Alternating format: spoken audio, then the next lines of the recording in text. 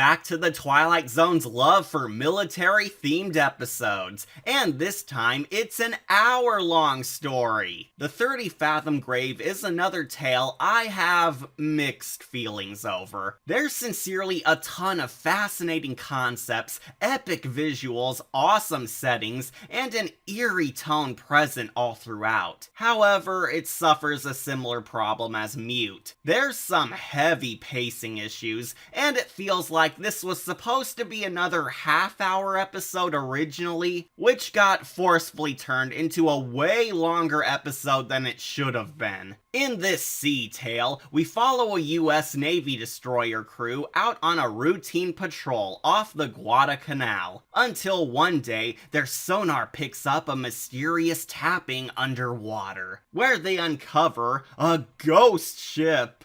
Ghost ship? Oh my! The Navy crew discover a sunken submarine destroyed in a scuffle back in World War II, where they believe the ominous tapping could be survivors desperately calling for help. So the entire episode is them trying to rescue the crew and salvage the ship, but weird hauntings soon occur. While this is happening, we follow Chief Bell, who begins acting weird once the scares bubble to the surface. Bell is played by the horny old man head counselor Mel from Sleepaway Camp. And much to my shock, he proves to be rather good at granting Bell a tragic personality once he undergoes a sanity slippage. Chief Bell is definitely an interesting character, as you can tell he's hiding something, but has a sympathetic side too, once his background comes to light. As of course, he's linked to the ghost ship. The captain discovers that Chief Bell was the sole survivor of the sunken submarine, and the reason why he's been acting odd this whole time is because he's been consumed with survivor's guilt, and possibly PTSD, as he blames himself for the boat's destruction.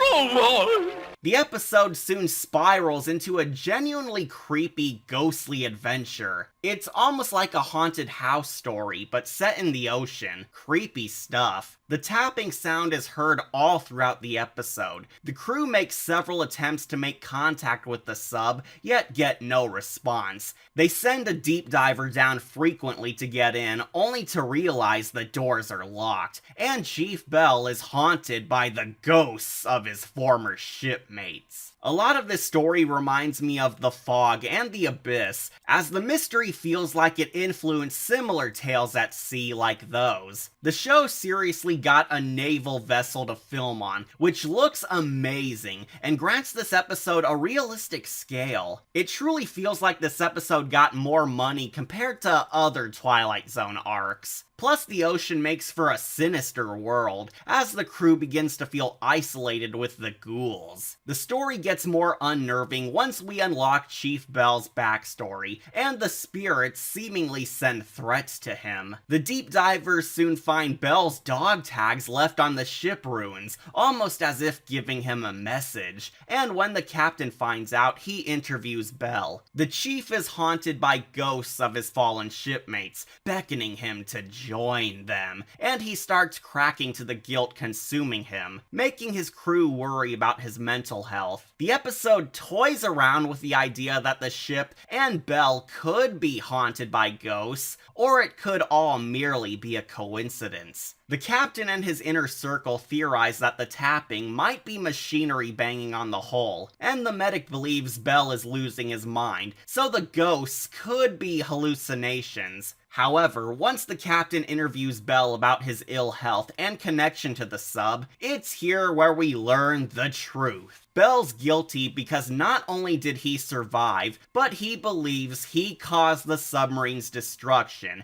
as he messed up his duties one day before getting ambushed by enemy U-boats, but he was able to escape, only to lose his entire crew. I was screaming! All right, folks, sit up. All right. Bell thinks that the ghosts of his crew are haunting that ship because they want revenge on him for dooming them that fateful day, and crave his blood as atonement. Again, the guy playing Bell is easily gripping in his role as this guilt-ridden, shattered soul, since he entertains with his out-of-control meltdown. It's pretty heavy. It all becomes too much for the chief, so he snaps and kills himself, drowning at sea with his troops. This scene's almost depressing, but it's kind of ruined when we see the captain nonchalantly slow walks to his suicidal officer who's running portside to jump. Like, wow, dude. I know the superior officers need to be tough, but it seems like he's more annoyed that his fellow officer is suicidal. Kinda douchey. I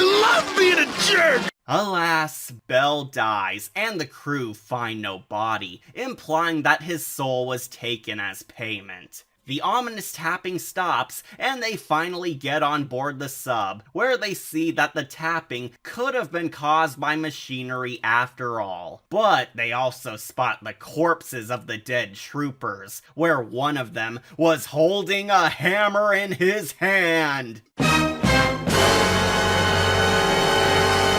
So yeah, it's left kinda ambiguous if the entire episode was just a series of unfortunate events, or if it was wicked spirits all along. This could have been a great mystery, but sadly, just like King 9, it's a bit ruined when we clearly see evidence that hint how it could have been real all along. After Bell spots ghosts in the hallway, his doc checks it out, not finding any ghoulies, but he does find seaweed all over the hall, implying that yes, something did come from the ocean onto their ship. And at one point, the submarine moves on its own. Don't plot hole! Not really. That's more of a continuity error. Plot hole! I appreciate the attempts to make it vague, but there's clearly a ton of proof which point towards Twilight Zone magic at play. The episode concludes with the destroyer returning on course, filing all this as a tragedy, going to get back up to salvage the ruins, giving Bell a burial at sea, and the captain hilariously gets over the chief's death rather instantly. Jeez, dude, that was quick. I always hated it! Overall, this episode feels like an old spooky sea tale, upgraded for modern audiences. We have a ghost ship, ghost sailors, ominous ghost hijinks, and a former sailor who upsetted the spirits, and suffers until he repays his debt. It truly does feel like a ghost pirate story, but the show sets it up with our modern navy to make it more fun and unique. I can totally see people getting into it for that clever theme alone. Tragically, it's still far from perfect. While not garbage like Mute, this episode does share its pacing problems. I likely would have loved this tale if it was a half-hour story and not a 52 minutes long one, as it truly feels stretched out and drags in a lot of areas. Most of this plot is basically the captain and his officers studying the dang ghost ship and doing visits on it, only to get one spooky scene before rinsing and repeating. Sorry guys, but it does feel slow, and it's fairly obvious they had to stall for runtime. Also, like I said prior, the ghost ambiguity is not as strong as initially at first, since this is the Twilight Zone, so we know it's all supernatural shenanigans. At this point, we know it's all real, but the show keeps trying to pull a Willoughby when it's in too deep. Regardless, I don't think this episode is horrible whatsoever, as there's a ton of creepy atmosphere, a tragic look into a broken soldier, phenomenal film tricks, and a love for classic horror storytelling. So for that, I can give it a Silver Skull. It's okay, but far from achieving a Medal of Honor. I think Judgment Night and King 9 are superior, yet you can take a trip on this boat if you want to see a modernized, scary sea tale. What do you suppose it is? Ghosts, man, ghosts. The Twilight Zone.